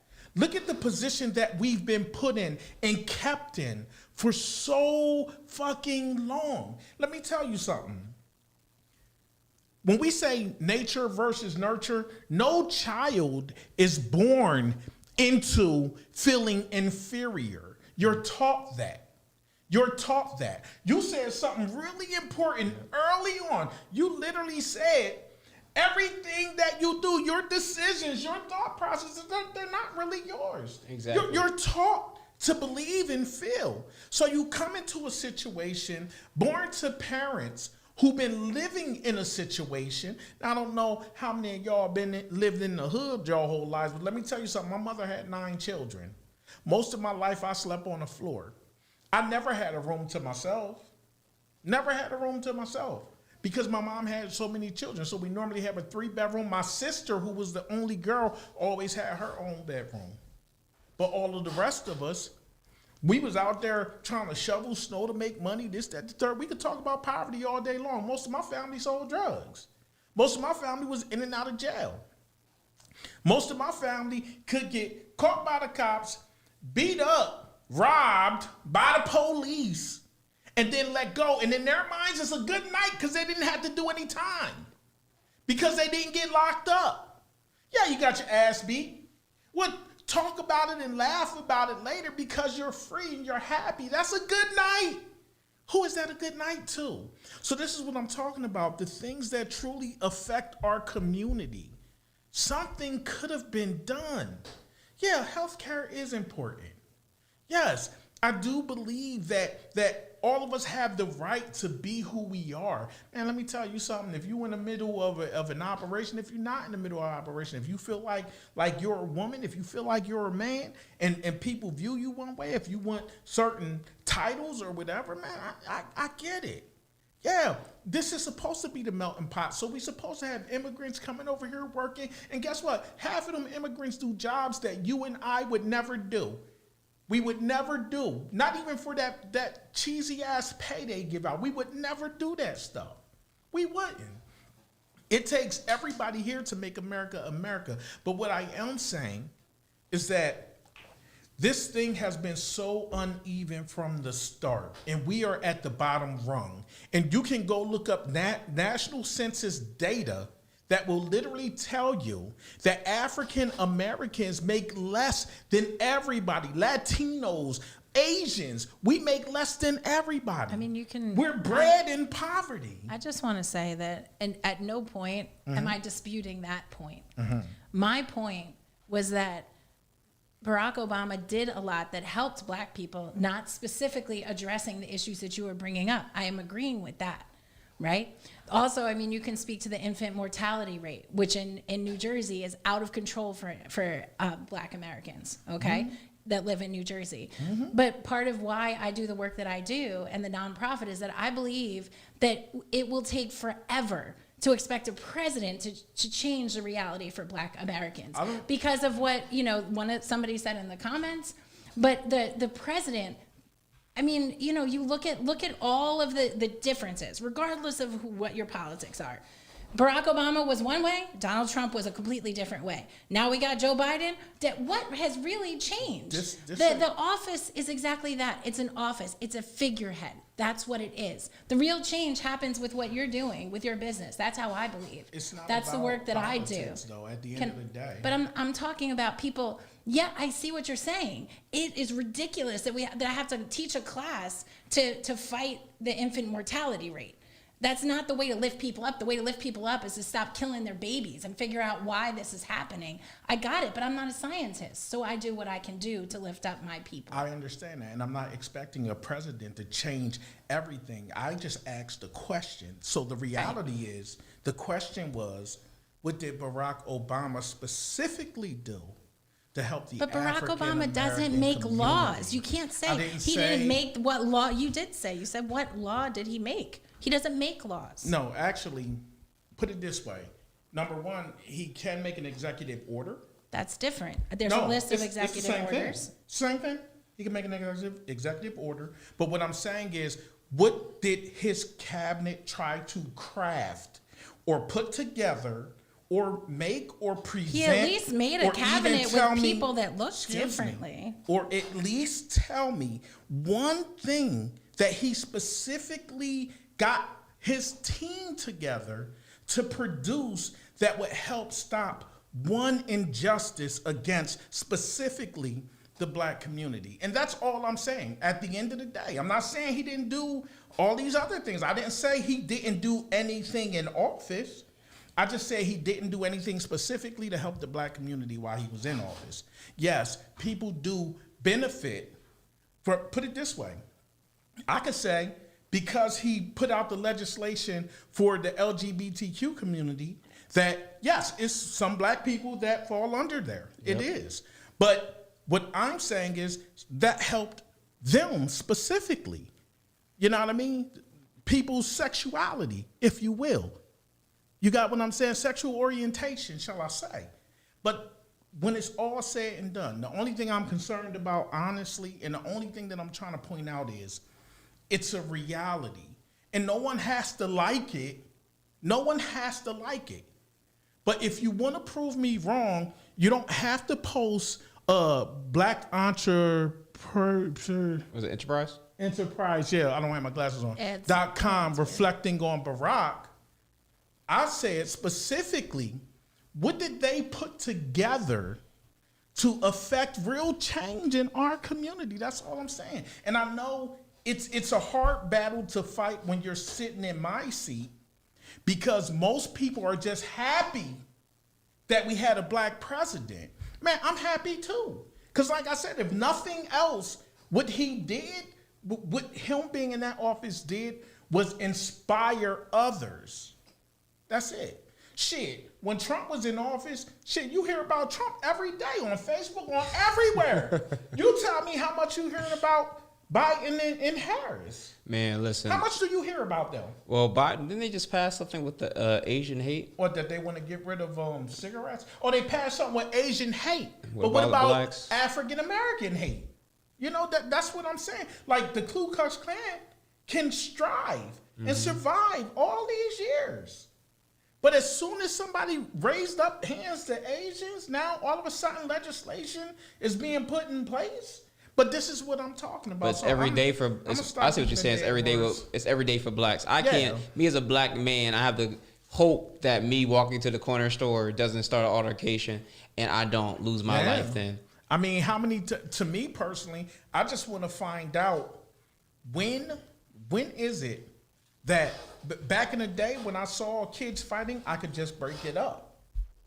Why do I have to pause now? Well, then you also have to worry about the laws, you know, and them getting a lawyer and suing you. You also have to worry about none of that. They're claiming, well, maybe you're not, but I know that would be my concern. I was a school teacher. You can't even do this to a kid without thinking it's sexual harassment. So because I didn't call the police, was I worried about the laws that could possibly affect me for calling the when stuff is happening in real time? You don't think about all that. Like somebody told me before, like being in the military, they train you, doing the same thing over and over and over and over and over and over and over and over again. You learn this stuff. But they teach you this stuff because when the shit hit the fan, it's muscle memory. You just pop into action. Like when I got blown up, my first thing wasn't, oh shit. When I got blown up, it was like, boom, boom, we hit the ground. I'm like, oh, shit, let me sweep my gauges. Step on, oh, yeah, my gas is still working. Looking for any additional threats. I'm on the horn talking about fucking hooker one. You know, I'm doing everything I was trained to do. Now, when I was younger, I was taught compassion. And because I had compassion, whenever I saw somebody getting beat up, bullied, whatever the case may be, I never hesitated for 1 second. So it was something I naturally did. Every job that I ever had was helping people. So I naturally went to where the danger was. For the first time in my life, I'm like, well, do you break it up? Should I call the cops? No, don't call the cops, because what if the cops do this? Now all of a sudden, a fucking Marine is standing there. What do I do? And there's nobody at the intersection of decisions that tell you to go left or right or wrong. No one is there to tell you nothing. But what I'm saying is because shit is set up the way it's set up, man, somebody could have died today. Yep. Because shit is set up the way it's set up. And it's not that the people in our community can't do nothing, because when the fight broke out, man, it was several people that was coming to do something. But we all got there, and it was kind of like, it was even a white dude there that was kind of like, and he literally looked at me and said, yo, what should we do? And I'm looking at him like, I don't know, bro. I don't know. I'm still walking towards it, but I'm still like, have not made up my mind on what to do. So at the end of the day, when I live in a country that I fought for, where I have to sit down and second guess myself as a fucking black man, nobody put anything in place to protect me from, even if I'm doing the right thing, because you know what? Niggas only do what niggas fucking do. Nigga is what nigga does. And when somebody looks at you, this is what they see. And so for me personally, honestly, and like I told you, it's emotion. Me personally, honestly, when I realistically and objectively look at what has been done for my community, not saying I'm putting the burden of the world on Obama's shoulder. Man, I just asked for one bill. One bill that say, fucking, you cannot give one man 50 years and another man 1 year of probation. Make that shit even. That you can do. That you can do across the board. And of course, different states have different rules for different laws. But laws are created from other shit that went down before. So if you get into an argument with your neighbor, but your neighbor was on your porch, and your neighbor, you poked your neighbor in the eye, they fell, broke their leg, so now they're in court to sue you. But let's say a case happened when it was Virginia versus freaking neighbor number 3, and the same shit went down and they ruled a certain way, most likely it swings the way that the law, whose side the law is going to be on. It just does. It's the way that law works. Is it fair? Is it right? Who the fuck knows? It's definitely not fair, but I think it's a narrative being pushed. Well, blacks, a lot of times we're looked at as criminals. Our whole life, we get one crime, we're a criminal our whole lives. Yep. As, you know, other communities, they might get in trouble when they get out of jail. They're a comforter, they're given opportunities. They may have been a recovering drug addict, but it's the narrative they push. We're criminals, and they're just misguided. Yeah. It's the same thing that happened, the difference between the way the crack epidemic was handled and, you know, the heroin epidemic. It's now it's a disease, but before they were a crackhead and they were this and they were that. Well, Eminem said it best when he said, now it's a tragedy. Now it's so sad to see. Remember that whatever I said. What did Dave Chappelle say about it? Huh? What did Dave Chappelle say about the epidemic? Oh, it's an epidemic now. Yeah, Huh? yeah, it's a problem. It's not a choice, huh? Yeah, New it's words. not a Yep. choice. It's not a choice, huh? But this is what I'm talking about. These things are so evident and so blatant. And let me tell you how different our communities could be if, while in office, Obama did one thing to directly affect us by saying, okay, they could say the fair hiring practices, affirmative action, all this. Not saying Obama did that, but I'm just saying, you know, all of these other wonderful, great things that really turn out to be not so great at the end of the day because America overcompensates.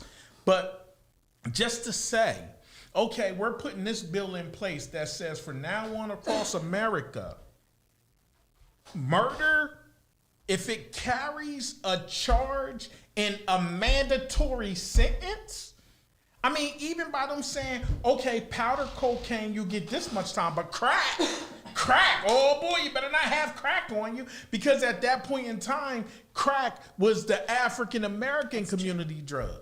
That's true. There's a really good movie on Netflix about that, a documentary. But that's what I'm saying at the end of the day. So I'm not trying to offend nobody. I respect Obama and everything just for the simple fact, honestly, of being black in the White House and not having no hookers in that motherfucker. Being black in the White House and fucking not cracking malt liquor, you know, at the damn joint. Not being an African American in the White House doing something in front of everybody that would just embarrass the fuck out of us all. Make me feel like I'm watching Jerry Springer. Because sometimes when I used to watch Jerry Springer, I used to feel so embarrassed for these people. I'd be like, oh my God, especially when it's a black person on this. I love my washing machine. I used to be like, what the fuck? Like, people are going to see this and believe this, you know? So I'm thankful for those things, and I'm happy that an African American was in the White House. I just wholeheartedly wish that something that could have saved a freaking, that could have, man. I think it's a good positive note that African American wasn't there, because a lot of times being African American, it feels like you're playing Monopoly and everybody got different roles. Well, you know, And then, like, it was good because it just showed a little degree of fairness for once. It just cracked a door, and I agree with you, Mike. Like I'm not saying he did everything. Obviously, I mean, I'm so frustrated too, but I also don't think that I don't think it's productive sometimes to only. I think actually let me step back for a second. I think it's productive to actually do that research, because I was sitting here reading and there's things I didn't know, you know, and let's be real. Like, I could sit here and be like, well, you don't understand the roles of the president. Like, I haven't studied that stuff in a long time. I don't know. I was like, yeah, you know, I don't think they can make bills. Like, you know, it is what it is. So I respect where you're coming from. Yeah, I literally understand how government works. I do understand how government works, believe it or not. I mean, I studied political science. I got you, but I was just generally speaking. And for me personally, I do love knowledge. And anybody that knows me or been around me, man, I will sit and watch documentaries, watch hours of Did You Know? You know, I like shit like that. I like to fill my brain with facts. I just do, because it's interesting. I love the fact, the moment I saw a fucking honeybee who looked like it had swollen legs, and I'm like, what the fuck? Why are their legs like that? And then I found out why. And it blew my fucking mind. When I was little, I used to wonder to myself, like, is the light on in the refrigerator all the time? I used to wonder, like, if I flush the toilet, where does the water go? My brothers used to make fun of me and call me Professor Willy Winkle. For Christmas, I wanted a chemistry set. I love fucking knowledge, and there's nothing wrong with that. You want to know why? Like, why? Like, that's how I am. Yeah. So the crazy part about everything is that that brings you back to growth. When you slide in a role like that, stop trying to redirect me. It's typically when you slide into a role like that, you know what I mean? People don't necessarily understand you, number one. Pretty much you become like ostracized. You become that person on the outside looking in. But you know what? I found it comfortable there. And the older I got, the more I found people respected me for that. I take things apart. How does this work? And now I know. So when I look at things, all that feelings hurt and people making me cry and this, that, and all that shit been happened to me. You know what I mean? Like, and I got over it. I realized a long time ago, this is life. So what I do know in life is people are going to be who they are.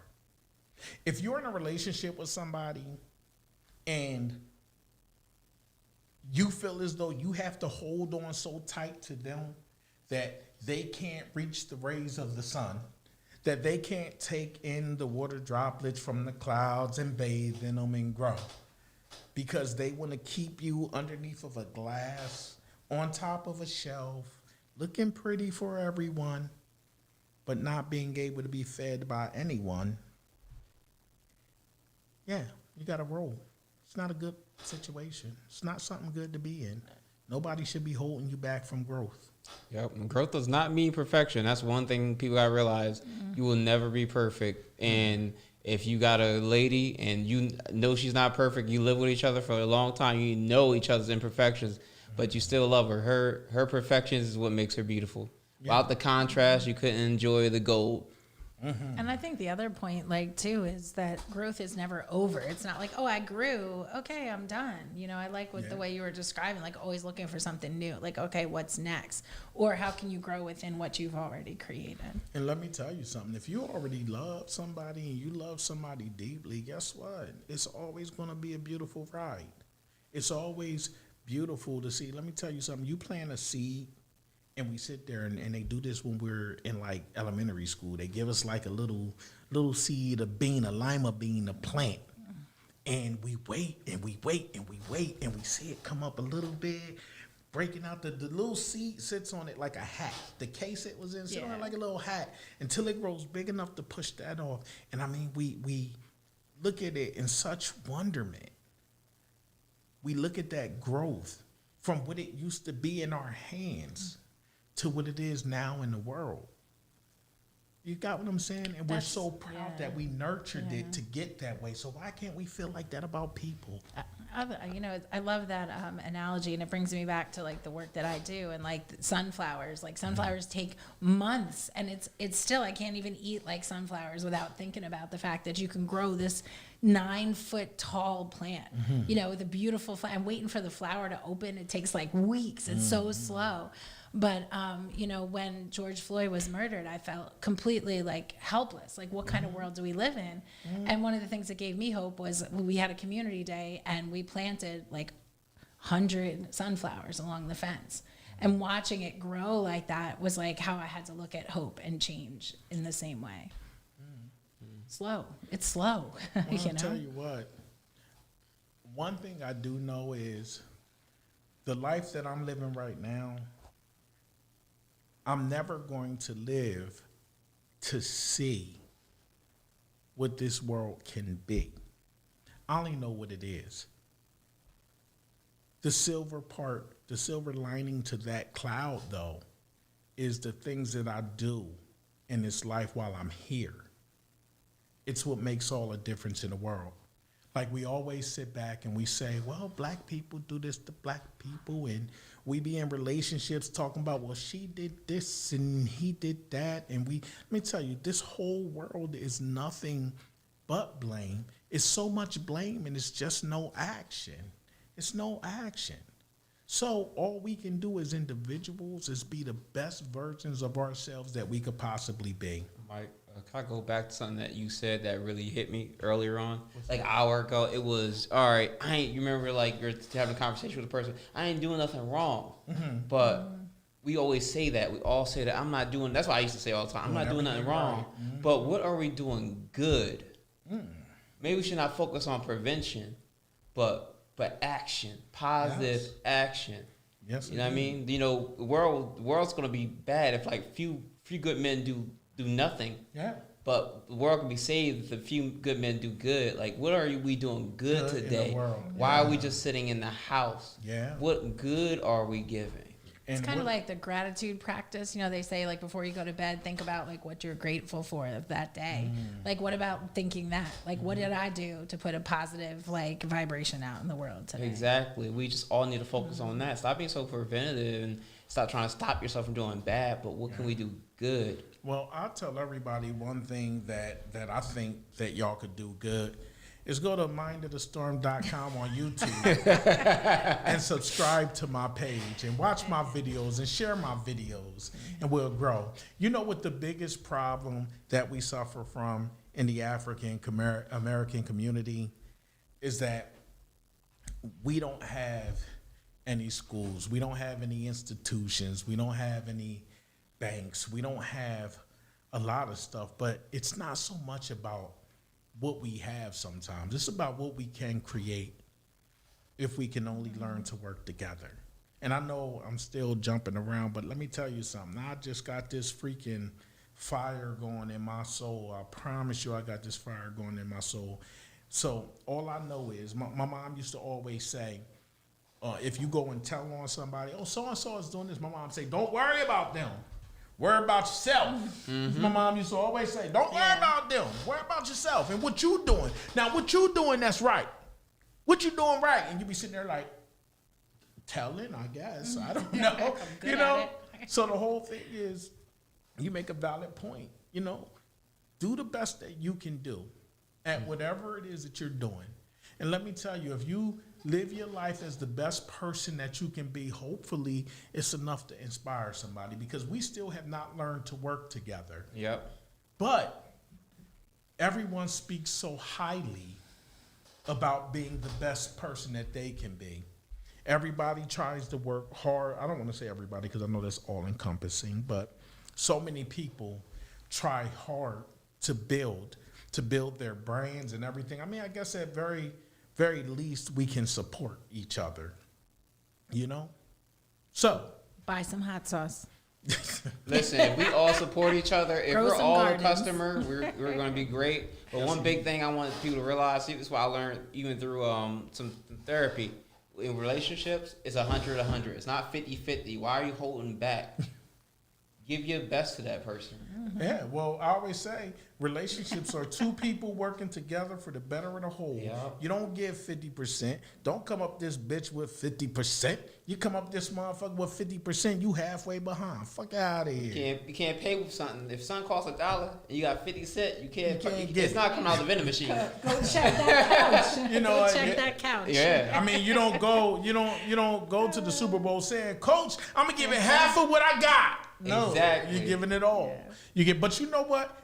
If we lived off the theory that if you put all your eggs in my basket and I put all my eggs in yours, and you gonna take care of my eggs like they were yours, and I would take care of your eggs like they were mine, what are we worried about? We be so scared to trust each other because we always waiting for the other foot to drop. Exactly. Our relationships can't be successful because we have not witnessed in too many situations successful relationships.